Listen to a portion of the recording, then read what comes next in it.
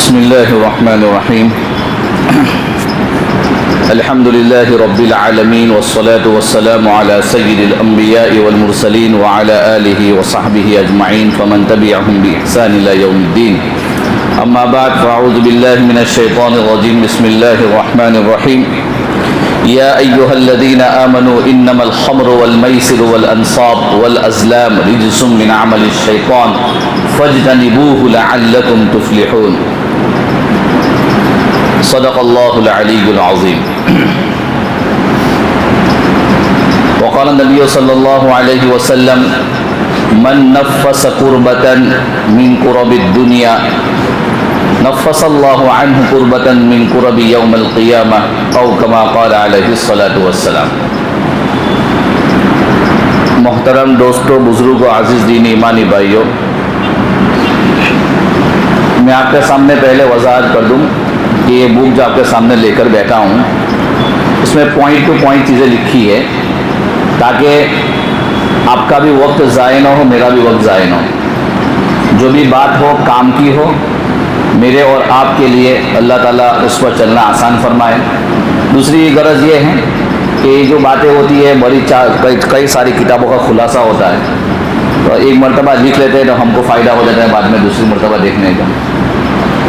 اور یورپ ممالک میں تو رواج ہے کہ جو بھی وہاں اسپیچ دینے والا ہوتا ہے اگر اس کے ہاتھ میں کاغذ نہ ہو تو کئی لوگ اس کا بیان بھی نہیں سنتے، وہ سمجھتے ہیں کہ وہ سوچنے بھی ہی وقت گزار دے گا. تو لکھا ہوتا ہے پوائنٹ تو لوگ اس کو اچھا سمجھتے ہیں کہ بھائی وہ ٹائم ٹو ٹائم بات ہوگی اور پوائنٹ ٹو پوائنٹ بات ہوگی. تو پچھلے ہفتے بلکہ کئی ہفتوں سے ہمارا جو ٹاپک چل رہا ہے کہ حرام کے سلسلے میں، کہ حرام سے بچنا کتنا ضروری ہے، یعنی گناہ کبیرہ ہے. امام محمد رحمۃ اللہ علیہ جو 4 امام ہیں بڑے، ان میں ایک ہے امام ابو حنیفہ رحمۃ اللہ علیہ، ان کے شاگرد ہے امام محمد رحمۃ اللہ علیہ. ایک استاد کے بہت سارے اسٹوڈنٹ ہوتے ہیں لیکن ان میں سے چند جو ہے بڑے قابل ہوتے ہیں.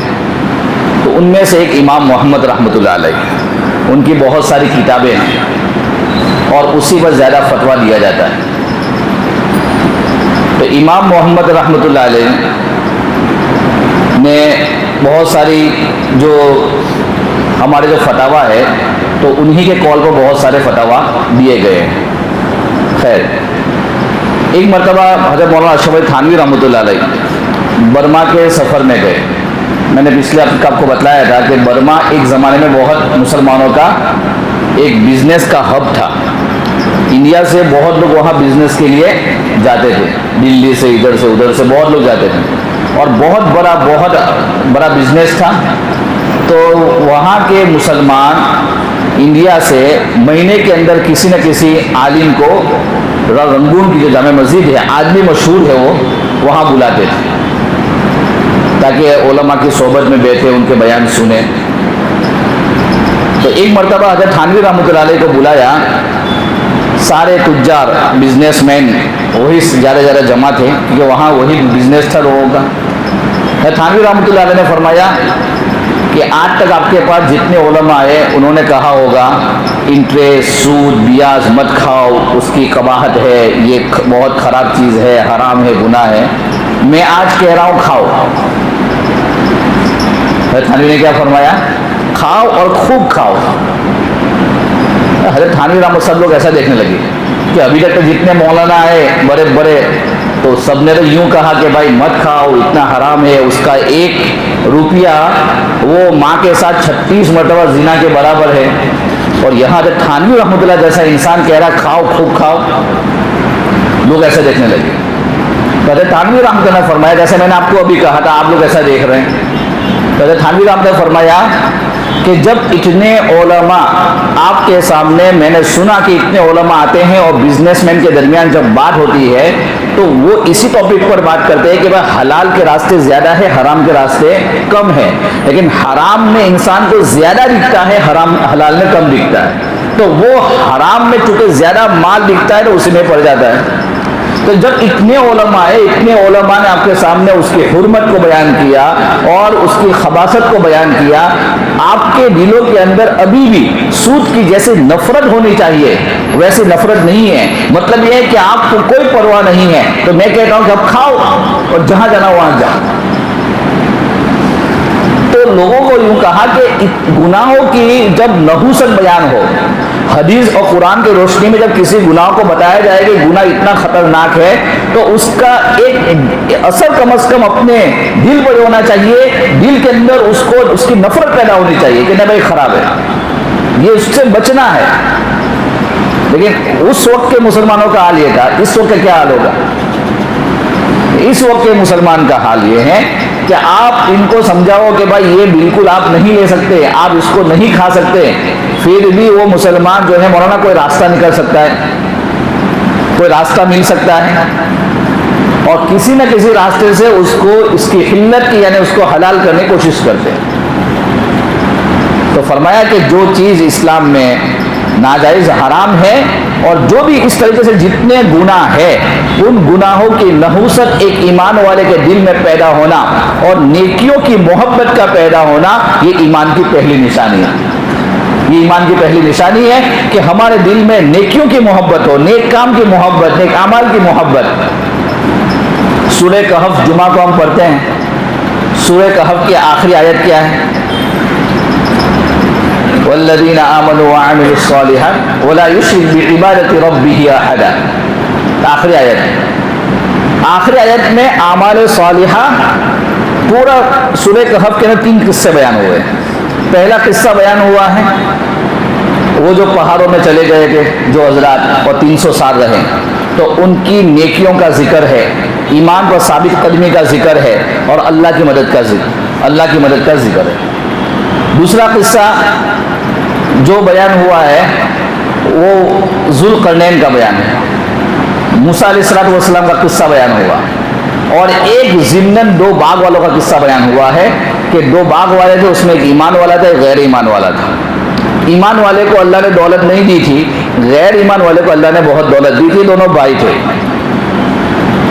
وَضْرِبْ لَهُم مَّثَلَ الرَّجُلَيْنِ جَعَلْنَا لِأَحَدِهِمَا جَنَّتَيْنِ مِنْ أَعْنَابٍ وَحَفَفْنَاهُمَا بِنَخْلٍ وَجَعَلْنَا بَيْنَهُمَا زَرْعًا. تو اس چند آیتوں کے اندر ایک بھائی نے اپنے باغ کے اوپر جو غریبوں کا بھی اس میں حق ہوتا ہے، تو دوسرے بھائی نے تلقین کی کہ آپ کو اللہ نے مال دیا ہے تو اس کا جو حقوق ہے آپ خود بھی کھاؤ، کماؤ، خرچ کرو اور دوسروں پر بھی خرچ کرو. تو اس نے لوگوں منع کر دیا، یہ میری محنت کا ہے، میں نے کمایا ہے، میرا بال بچوں کا ہے، میں اس کو نہیں خرچ کروں گا. لمبا قصہ ہے اس کے ضمن میں. تو اللہ تعالیٰ نے عذاب بھیجا. اس کا باغ جو ہے صبح کے وقت وہاں گیا تو راکھ بن چکا تھا، ختم ہو چکا تھا. آج بھی یمن کے اندر وہ جگہ موجود ہے. یمن کے اندر وہ جگہ باغ والوں کی آج بھی موجود ہے. ٹورسٹ لوگ وہاں جا کے اس کی زیارت کرتے ہیں کہ یہ باغ، اور اس کی راکھ بھی الگ قسم کی ہے. خیر مفسرین نے وہاں لکھا ہے کہ مال اور دولت دونوں کو، ایک کو دیا تھا ایک کو نہیں دیا تھا.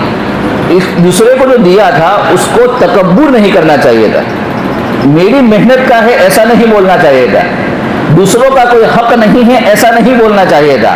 اللہ نے راتوں رات اس قصے کے ذریعے ہمیں قرآن کے ذریعے بتلایا کہ میں نے جو دیا تھا میں اس کو ہلاک بھی کر سکتا ہوں. تو یہ تکبر ایک گناہ ہے. تو اس طریقے سے ہر گناہ کی نحوست ہے. علامہ شامی رحمۃ اللہ علیہ، یہ فقہ کی بہت بڑی کتاب ہے جس کے پڑھے بغیر کوئی مفتی نہیں بنتا. علامہ شامی رحمۃ اللہ علیہ نے تو باتھ روم کے اندر پیشاب کے سلسلے میں لکھا ہے. ایک ہے واش روم جو ٹوائلٹ ہوتا ہے اس میں ہم لوگ پاخانہ وغیرہ کرتے ہیں، ایک ہے باتھ روم. پہلے زمانے میں الگ الگ ہوا کرتے تھے دونوں چیز، اس زمانے میں دونوں کمبائن ہو گئے. تو اس زمانے میں جب الگ الگ ہوا کرتے تھے اور اس کی کچھ شکلیں ایسی تھی کہ کچھ پانی جمع رہا کرتا تھا، جلدی نکل نہیں پاتا تھا. آج تو ایزی ہے کہ آپ نے چھوٹے بچے نے پیشاب کیا، پانی مارا نکل گیا. تو فرمایا کہ باتھ روم میں پیشاب نہ کیا جائے. باتھ روم میں علامہ شامی نے اس کے بارے میں لکھا ہے کہ اس کے اثرات میں سے ایک اثر یہ ہے کہ اس کی یادداشت کم ہو جاتی ہے. اس کی یادداشت کم ہو جاتی ہے. بس تو ہر گناہوں کے کچھ اثرات ہوتے ہیں. تو ہر کوئی نہ کوئی گناہ ہوتا ہے، گناہ کا جیسا لیول ہوتا ہے ویسے اس کے اثرات ہمارے فزیکل اعتبار سے، معیشت یعنی ہمارے بزنس وغیرہ روزی روٹی کے اعتبار سے یا اور حالات کے اعتبار سے ہماری زندگی میں آتے ہیں. تو انسان کو جو ہے گناہوں سے اس لیے علماء اکرام کا زیادہ تر بیان جمعہ کے وقت، پہلے بھی یہاں بہت سارے علماء نے بیان کیے، تو اسی ٹاپک پہ زیادہ اس لیے ہوتے ہیں کہ نیکیاں کرنا آسان ہے بمقابلہ گناہ چھوڑنا. نیکیاں کرنا آسان ہے بمقابلہ گناہ چھوڑنا. گناہ چھوڑنا اتنا آسان نہیں ہوتا. حضرت تھانوی رحمۃ اللہ علیہ نے، لوگوں نے سب سوال کیا کہ حضرت آپ کی بات صحیح ہے کہ اتنے علماء آتے ہیں اور سود، انٹریسٹ، بیاج کی اتنی حدیثیں سناتے ہیں، وعیدیں سناتے ہیں، لیکن دلوں میں جس طرح اثر ہونا چاہیے ویسا اثر نہیں ہوتا. کیوں؟ تھانوی رحمۃ اللہ ایک علاج بتلایا کہ ہر گناہ کا ایک علاج ہوتا ہے. وہ علاج یہ ہے کہ جب رات کو سوتے وقت اپنے بستر میں جاؤ سونے کے لیے، تب ہاتھ اٹھاؤ، دعا کرو، یا اللہ دین میں جتنا پاخانہ کھایا ہے وہ معاف فرما. اب یہ لفظ تو سنو، کیا لفظ کہا؟ دین میں جتنا پاخانہ، ٹوائلٹ کھائی، اللہ معاف فرما. اب یہ کہیں گے بھائی میں نے کہاں کھایا؟ کہا کہ سود جو ہے، انٹریسٹ ہے، یہ پاخانہ سے زیادہ بدتر ہے. پاخانہ سے زیادہ بدتر ہے. تو یہ لوگ اللہ دین میں جو بزنس کیا، اس میں جو اچھا بزنس کیا، جو حلال ہے، جو جائز ہے، وہ تو آپ قبول کر لیجئے. جو پاخانہ کھایا ہے اس کو معاف فرما اور مجھے بتلا میری غلطی کہاں ہوئی. اللہ چند دن کے اندر آپ کے دل کی حالت بدلے گی اور آپ کے دل میں اس گناہوں کی نفرت پیدا ہوگی. اور فرمایا کہ جو بھی گناہ جب انسان سے ہوتا ہے تو اللہ سے ہر نماز کے بعد دعا مانگنی چاہیے، یا اللہ گناہوں کی نفرت اور نیکیوں کی محبت عطا فرما. جب تک یہ چیز پیدا نہیں ہوگی تب تک ہم گناہوں کو چھوڑنے والے نہیں بنیں گے. گناہ چھوڑنا آسان بھی نہیں ہوگا. کتنے لوگ ہیں کہ کئی گناہوں سے نکلنا چاہتے ہیں، وہ مسجدوں میں آ کر اکیلے بیٹھتے ہیں، کئی مرتبہ کسی عالم سے رابطہ کرتے ہیں چپکے سے کہ فلاں ایک گناہ ہے، مجھ سے ہو رہا ہے، چھوڑنے کی کوشش کر رہا ہوں، نہیں چھوڑ پا رہا ہوں. تو گناہوں کا چھوڑنا نیکیوں کے مقابلے میں ذرا مشکل ہوتا ہے اور نیکیاں کرنا آسان ہوتا ہے. تو گناہوں کی نفرت جب تک دل میں نہیں ہوتی ہے تب تک انسان کے لیے چھوڑنا آسان نہیں ہوتا ہے. تو پچھلے ہفتے جو بات ہو رہی تھی وہ یہی تھی بھائی گناہ، یہ سود ایک گناہ ہے، اس کے مقابلے میں اللہ نے حلال شکلیں، حلال سبیلیں بہت ساری رکھی ہے. انسان اگر دعا کرتا ہے اور دعا کر کے وہ چیز اسٹارٹ کرتا ہے، اللہ تعالیٰ اس کے لیے راستے کھول دیتے ہیں. تو ان گناہوں میں سے ایک گناہ ہمارا سود اور جوا، قمار، سٹا تھا. قرآن کی آیت ہے یا ایھا الذین آمنوا انما الخمر والمیسر والانصاب والازلام رجس من عمل الشیطان فاجتنبوه لعلکم تفلحون. کہ ایمان والو، شراب، جوا، والانصاب بوتوں کے تھان، والازلام، ازلام ایکچولی کہتے ہیں جوئے کے تیر کو. اس زمانے میں یہ لوگ، اس زمانے کے جو کافر لوگ تھے وہ تیر کو جما کے رکھتے تھے اور ایک طریقے سے گیم کھیلتے تھے کہ یہ تیر نکلے گا. تیر سارے کے سارے جمع کر دیتے تھے اور جمع کرنے کے بعد سفر کے لیے بھی استعمال کرتے تھے اور اپنے ایک گیمز کے لیے بھی استعمال کرتے تھے. جیسے ہم لوگ کارڈ کھیلتے ہیں، یہ کارڈ نکل گیا تو ہمارا، اور اگر اس کا نکلا تو اس کا پیسہ، اس طریقے سے ایک گیم ہوا کرتی تھی. تو اللہ تعالیٰ فرماتے ہیں رجس من عمل الشیطان، کہ تمام کے تمام کام شیطان کی رجس کے شیطانی کاموں میں سے ہیں. لعلکم، فرمایا کہ اس سے جتنا ہو سکے اتنا انسان کو بچنا چاہیے. اب خمر، شراب کے سلسلے میں ہم نے بات کر لی، اور اس کے بعد جو ہے زنا کے سلسلے میں بات ہو گئی، اور تیسری بات جو ہے ہمارے سود کے سلسلے میں چل رہی تھی. اللہ کے نبی کریم صلی اللہ علیہ وسلم نے فرمایا کہ اجتنبوا السبع الموبقات، کہ 7 چیزوں سے بچنا چاہیے. صحابہ نے پوچھا قال یا رسول اللہ وما ہم، تو اللہ کے نبی نے فرمایا کہ 7 چیزیں جو بڑے گناہ ہیں اس سے انسان کو اجتناب کرنا چاہیے، اور یہ سب سے بڑے گناہ ہے اور اس پہ توبہ کے بغیر اس کی معافی نہیں ہوتی ہے. اللہ کے نبی نے فرمایا نمبر 1 الشرک باللہ، کہ اللہ کے ساتھ شرک کرنا. نمبر 2 والسحر، جادو کرنا، جادو خود کرنا یا کسی سے کروانا. آج کل یہ بیماری بھی مسلمانوں میں عام ہو چکی ہے. کسی سے لڑائی جھگڑا ہو گیا، حسد ہو گیا، تو معمولی، یعنی آج کل مارکیٹ میں اس کے کئی واقعات دیکھنے کو ملے ہیں کہ 1000-2000 روپئے میں غیر مسلموں کے پاس جا کر کسی مسلمان کے اوپر جادو کرواتے ہیں. جس طرح جادو کرنا گناہ کبیرہ ہے، سحر کرنا گناہ کبیرہ ہے، اسی طریقے سے سحر کروانا بھی گناہ کبیرہ ہے. اب اس کا انجام کیا ہے وہ ابھی یہاں بحث نہیں ہے، وہ بات نہیں کریں گے، لیکن یہ گناہ کبیرہ اس کو یاد رکھے. وقتل النفس اور کسی کو بلا حق کے قتل کرنا، وأكل الربا اور سود کھانا اور یتیم کا مال کھانا، اور کسی عورت کے اوپر، پاک دامن عورت کے اوپر تہمت لگانا، اور جب اسلام مسلمانوں کی کہاں فوج کشی ہو یعنی جہاد ہو تو سامنے والوں کی تعداد کو دیکھ کر بھاگ جانا یعنی پیٹ پھیر لینا۔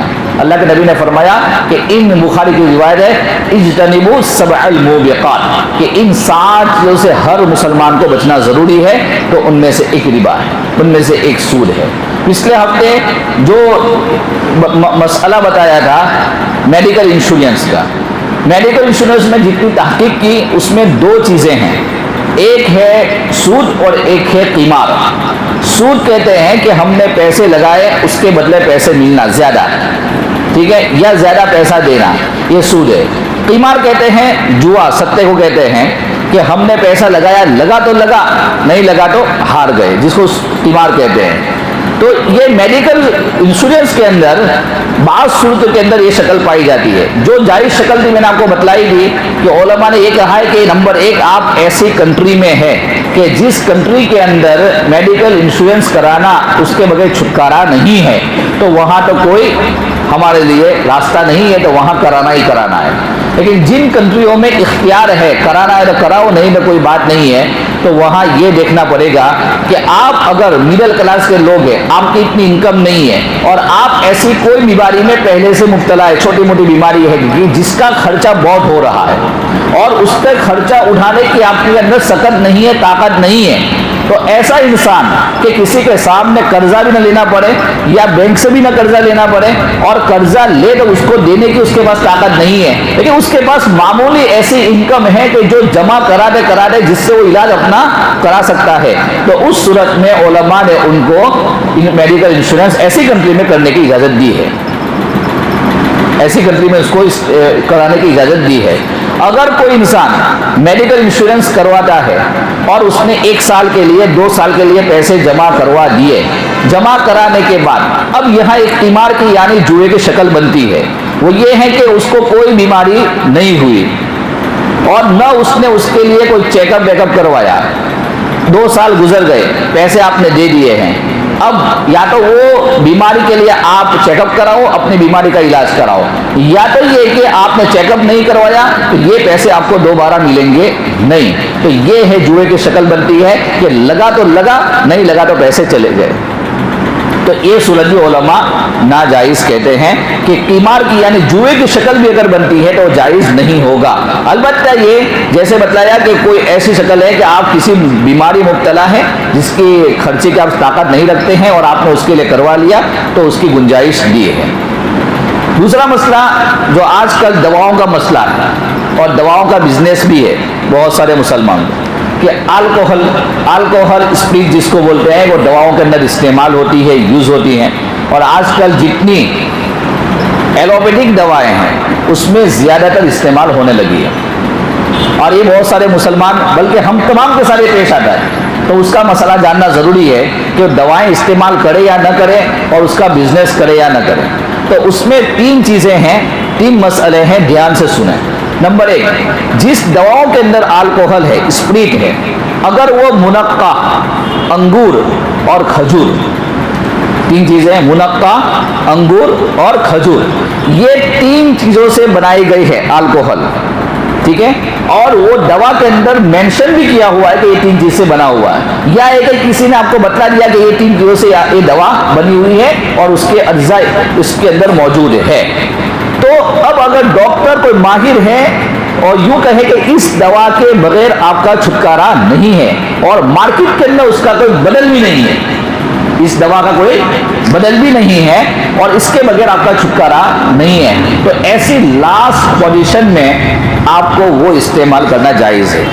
امام صاحب کے امام ابو حنیفہ کے قول کے مطابق تقویٰ امام محمد کے قول پر ہے، وہ فرماتے ہیں کہ ایسی دواؤں کو پھر بھی استعمال نہیں کرنا چاہیے، کیونکہ جس چیز کو شریعت میں یعنی شراب کو حرام کیا ہے وہ آپ کے بدن میں اس کا ایک قطرہ جانا یہ شریعت کی نافرمانی ہے۔ امام محمد کے قول پر تقویٰ ہے، امام ابو حنیفہ کے قول پر فتویٰ ہے کہ ایسی ناگزیر حالت میں کہ جس میں آپ کو ڈاکٹر کہے کہ نہیں یہ دوا کے استعمال، یہ انجیکشن کے استعمال کے بغیر کوئی چھٹکارا نہیں ہے، اور ماہر ڈاکٹر ہے آپ کے علاقے کا، تو آپ کے لیے اس کا آپ کو استعمال کرنا جائز ہے۔ رہی اس کے کاروبار کی بات، تو کاروبار کے اندر حتی الامکان ایسی دواؤں سے بیچنے سے بچنا چاہیے۔ جو انسان ایسی شراب کا جس طرح کاروبار کرنا اسلام میں جائز نہیں ہے، تو جن چیزوں میں شراب کی ملاوٹ، الکوہل کی ملاوٹ ہوگی، اس کا استعمال بھی، اس کا بزنس بھی جائز نہیں ہوگا۔ دوسری چیز کہ جن چیزوں، وہ دوائیاں الکوہل ہے لیکن وہ الکوہل کسی اور چیز سے بنا ہوا ہے، یعنی ایک تین چیزوں کے علاوہ، منقع، انگور اور کھجور کے علاوہ ان سے بنا ہوا ہے، تو ان سے بالاتفاق اس کی ماہیت کے بدلنے کی وجہ سے اس کا استعمال جائز کہا ہے۔ اور تیسرا جو مسئلہ ہے وہ یہ ہے کہ یہ جو پہلے تین چیزیں استعمال کی ہے وہ بھی نہیں ہے، یہ بھی نہیں ہے، اور کوئی چیز استعمال کی ہے، اور کوئی آج کل کی بہت ساری ایسی چیزیں آ گئی ہیں کہ جس کا شراب بن رہی ہے، اس کا تو فرمایا کہ اس وقت کے علماء سے اس کا مسئلہ دریافت کر لیا جائے اور اس کی مقدار معلوم کر لی جائے، پھر استعمال کی جائے۔ اسی طریقے سے ہم مسلمان جو اس زمانے میں معیشت کے اعتبار سے چاہے نہ چاہے، چونکہ پوری دنیا کے اوپر یہودیت کا قبضہ ہے اور پوری دنیا کے اندر معیشت کے اوپر، میڈیا کے اوپر ان کا قبضہ ہے، تو کہیں نہ کہیں ہم اس میں ملوث ہو جاتے ہیں۔ اور بلکہ آج کی دنیا کے چاہے مسلمان بزنس مین کو لو اور چاہے غیر مسلم بزنس مین کو لو، وہ کہتے ہیں کہ انٹرسٹ کے بغیر مارکیٹ کے اندر پرچیز کرنا ناممکن ہے، بزنس کرنا ناممکن ہے۔ سود ایک مارکیٹ کا جوز بن چکا ہے، مارکیٹ کے اندر انٹرسٹ کا کاروبار ایک فیشن بن چکا ہے، ایک جوز بن چکا ہے، جزوے لا ينفق بن چکا ہے، اس کے بغیر بزنس نہیں ہو سکتا۔ اور یہ سارے کے سارے بزنس مین یوں کہتے ہیں، لیکن ان حالات میں بھی جتنا ہو سکے ہماری شریعت یہ کہتے ہیں، جتنا مکلف بنایا ہے کہ ہم کو حلال کی کوشش کرنی چاہیے، اور پھر جہاں گاڑی اٹکتی ہے وقت کے موجودہ علماء اکرام سے پوچھنا چاہیے اور اس سے بچنا چاہیے۔ ایک اور مسئلہ ہے جس کے اندر ہم ملوث ہیں، جس کو ہم اصلاح کر سکتے ہیں، وہ یہ ہے بینک کا سود، بینک کا انٹرسٹ۔ بینک کا سود، بینک کا انٹرسٹ یہ ہے کہ بینک کے اندر چار قسم کے چیزیں ہوتی ہیں جس کے اندر ہم پیسے انویسٹ کرتے ہیں، ڈالتے ہیں، رکھتے ہیں۔ ایک ہے کرنٹ اکاؤنٹ، ایک ہے سیونگ اکاؤنٹ، اور ایک ہے فکس ڈپوزٹ، اور ایک ہے لاکر۔ یہ چار چیزیں ہوتی ہیں جس کے اندر انسان، بینک کے اندر ہر انسان کے ساتھ معاملات پیش آتے ہیں۔ تو کون سا اکاؤنٹ آپ کو ہولڈر بننا چاہیے، کون سا اکاؤنٹ کھولنا چاہیے، کس میں پیسے رکھنے چاہیے؟ تو سیونگ اکاؤنٹ کا اور فکس ڈپوزٹ کا جہاں تک مسئلہ ہے، تو تمام علماء اکرام، چاہے عرب کے علماء اکرام ہو چاہے انڈیا کے علماء اکرام ہو، تمام کے نزدیک ان دو اکاؤنٹ کے اندر بغیر مجبوری کے شکلیں ہیں، کوئی بغیر مجبوری کے اپنے اختیار سے خود بخود بائی چوائس اس میں پیسہ رکھنا بالکل بھی جائز نہیں ہے۔ آپ یہ جواب میں آپ یوں کہہ سکتے ہیں کہ حضرت ہم نے پیسے رکھے ہیں، اس پر جو انٹرسٹ ملے گا ہم غریبوں کو دے دیں گے، لیکن شریعت یہ کہتی ہے کہ جو چیز آپ کو حرام کہی ہے اور جو راستہ حرام کا ہے، آپ ان کے ساتھ ڈیل کیوں کر رہے ہیں؟ جب آپ کے لیے کرنٹ اکاؤنٹ موجود ہے، کرنٹ اکاؤنٹ میں پیسہ رکھنا جائز ہے، تو آپ سودی اکاؤنٹ میں پیسے کیوں رکھتے ہیں؟ تو مسلمانوں کو چاہیے کہ جتنا ہو سکے کرنٹ سیونگ اکاؤنٹ اور فکس ڈپوزٹ سے بچنا چاہیے۔ بہت سارے مسلمان آج کے اپنے بیٹے، چھوٹے بیٹیاں ہوتے ہیں، دیندار ہیں، اور ان کو معلوم نہیں ہے، کچھ لوگ کو معلوم ہے وہ لوگ نہیں رکھتے ہیں، لیکن جن کو معلوم نہیں ہے وہ اپنے اولاد کا گولڈ ہے یا کچھ پیسہ ہے وہ فکس ڈپوزٹ میں رکھ دیتے ہیں، اور بینک کے اوپر چونکہ یہ فکس ڈپوزٹ اور یہ سیونگ اکاؤنٹ ایک قسم کا قرضہ ہوتا ہے، تو بینک اس کے بدلے میں ہمیں سود دیتی ہے، بینک اس کے بدلے میں ہمیں انٹرسٹ دیتی ہے۔ اب آپ یہ کہیں گے وہ انٹرسٹ ہم غریبوں کو دے دیں گے، وہ دے دینا الگ بات ہے، وہ تو دینا ہی دینا ہے، وہ آپ کا اللہ کا حکم ہے، لیکن آپ کو پہلی فرصت میں اس اکاؤنٹ میں پیسے رکھنے سے بچنا چاہیے تاکہ آپ سود دینے والے بھی نہ بنے اور لینے والے بھی نہ بنے۔ بات سمجھ میں آ رہی ہے؟ کوئی بھی مسئلہ، کوئی بھی ایسی شریعت کی بات سمجھ میں نہ آئے، یہاں بھی مفتیان اکرام موجود ہیں، یہاں کے مفتیان اکرام سے پوچھ لیں یا تو پھر ہم سے کانٹیکٹ رابطہ کریں۔ لیکن شریعت کے عبارت ایک تقریر نہیں ہے، یہ بیان ہے۔ تقریر کہتے ہیں کہ کسی بھی جو ہے سلاست کے ساتھ بولتے رہنا اور قصے وغیرہ کہتے رہنا، اور یہ بیان ہے کہ ہر شریعت کے مسئلے کو وضاحت کے ساتھ بیان کرنا تاکہ وہ ہمیں سمجھے بھی اور زندگی میں آئے بھی اور ہم سمجھانے والے ہی بنے۔ تو دو چیز آپ کو سمجھ میں آ گئی، ایک ہے سیونگ اکاؤنٹ، ایک ہے فکس ڈپوزٹ۔ اب رہی بات کرنٹ اکاؤنٹ کی، تو اس میں علماء کے دو گروپ ہے۔ ایک گروپ زیادہ تر 75% علماء کا یہ ہے کہ اس میں پیسے رکھنا جائز ہے، اور چونکہ اس پر کوئی انٹرسٹ کا لین دین ہوتا نہیں ہے، اور اسی پر علماء کا فتویٰ ہے، تو کرنٹ اکاؤنٹ ڈیپ میں جانے کی ضرورت نہیں ہے۔ لیکن جب اکثر علماء کا فتویٰ یہ ہے، جبکہ دنیا کے سب سے بڑے مفتی قطبی صاحب کا فتویٰ یہ ہے کہ کرنٹ اکاؤنٹ کے اندر پیسے رکھنا جائز ہے، آپ رکھ سکتے ہیں۔ اور آخری لاکر کا استعمال کرنا کیسا ہے؟ تو لاکر کے سلسلے میں بعض علماء فرماتے ہیں کہ اس میں بھی پیسے رکھے نہ جائے، کیونکہ لاکر کا جو بھی چیز ہے، یہ تمام لاکر جو بنوائے گئے ہیں، لاکر جو بینک میں رکھے ہیں، اس کے اوپر جو پیسے ہمیں دینے پڑتے ہیں چھوٹے موٹے، یا جو فیس کے طور پر وہ کاٹتے ہیں، یہ تمام کے تمام ولا تعاونوا علی الاثم والعدوان، کہ آپ کہیں نہ کہیں گناہ کے کام پر ان کی مدد کر رہے ہیں، کہ سود کا لین دین بینکوں میں ہو رہا ہے، آپ کہیں نہ کہیں ان کو مدد کر رہے ہیں، تو لاکر بھی استعمال نہ کیا جائے الا مجبوری۔ آپ مجبوری کے طور پر اگر لاکر میں کوئی چیز، آپ کہیں سفر میں جا رہے ہیں، آپ کو کسی انسان پر بھروسہ نہیں ہے، اور آپ کہیں بینک کے اندر لاکر میں رکھ دوں گا وہ میری چیز سیف ہو جائے گی، تو یہ مجبوری کی وجہ سے آپ وہاں پر کوئی چیز رکھ سکتے ہیں۔ تو بینک کا جو یہ عام متن جو ہے قرآن میں جو کہا گیا، یا ایھا الذین آمنوا اتقوا اللہ وذروا ما بقی من الربا ان کنتم مؤمنین، تو اس کی تفسیر میں علماء فرماتے ہیں کہ تین قسم کا انٹرسٹ اور سود ہے۔ ایک ہے کسی کو قرضہ دینا اور لے کر قرضے کے طور پر زیادہ رقم وصول کرنا، یہ ایک سود ہے، ایک بینک کا سود ہے، اور تیسرا جو ہے آج کل ان چیزوں کے بدلوں میں آ رہا ہے، یہ تین قسم کا مارکیٹ میں عام سود ہے۔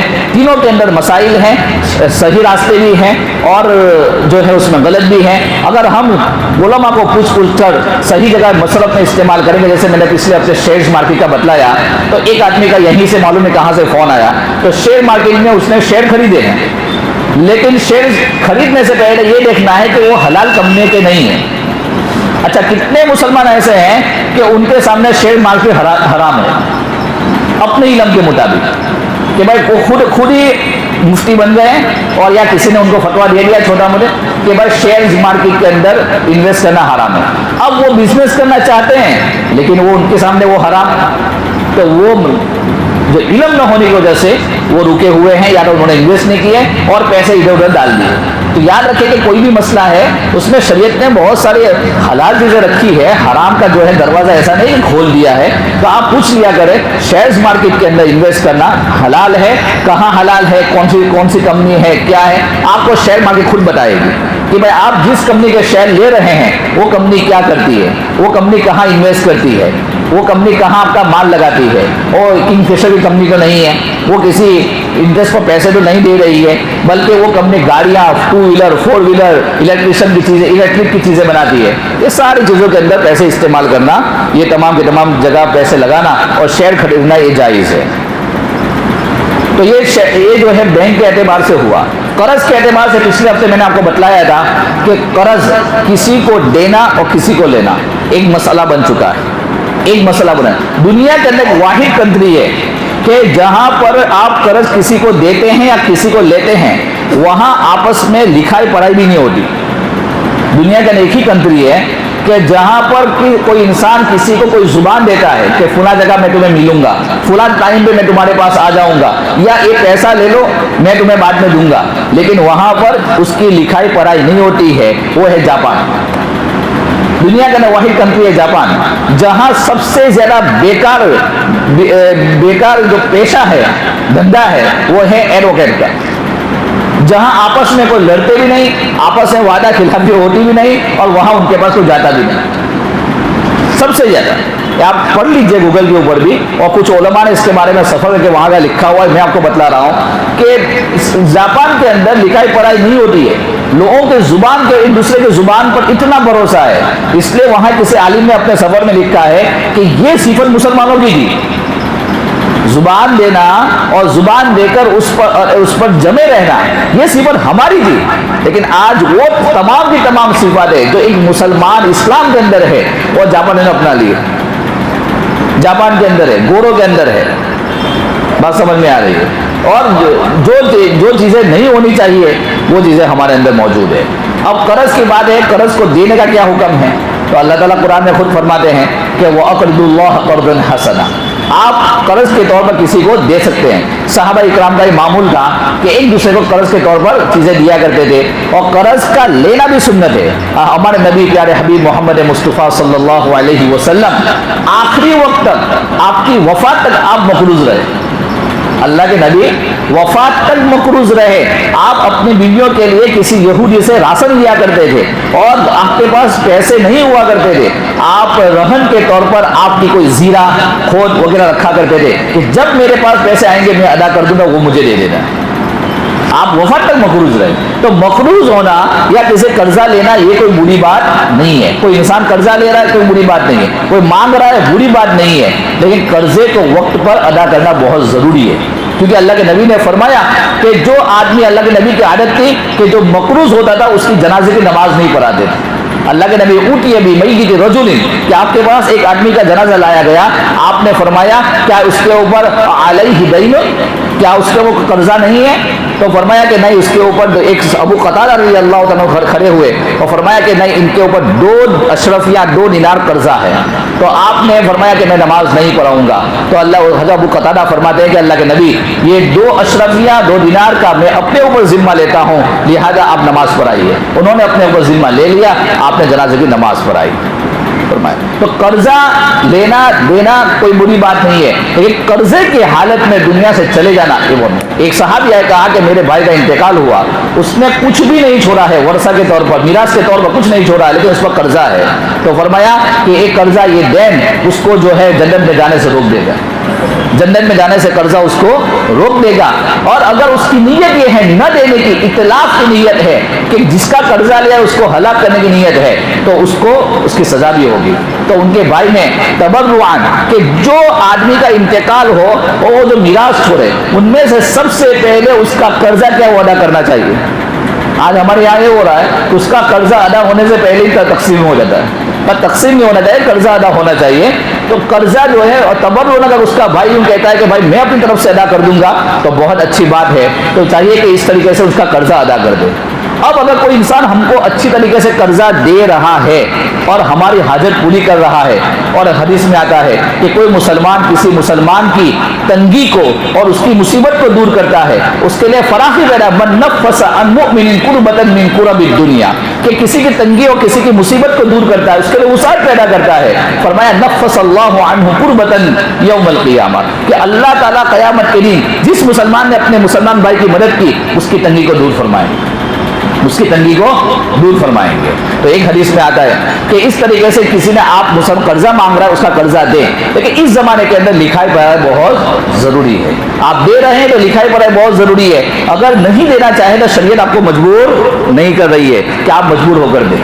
اب اگر کسی اچھے انسان, نیک انسان ہے اور دیندار آدمی ہے, ہو سکتا ہے کہ میں اس کو قرضہ نہیں دوں گا اور وہ لوگوں کے وہ بینک کے اندر جائے گا, انٹرسٹ پہ پیسے لے گا, یا ہے کہ وہ کسی سے اور کسی انٹرسٹ والے سے پیسے لے لے گا, اور آپ نے اس کو دے دیا.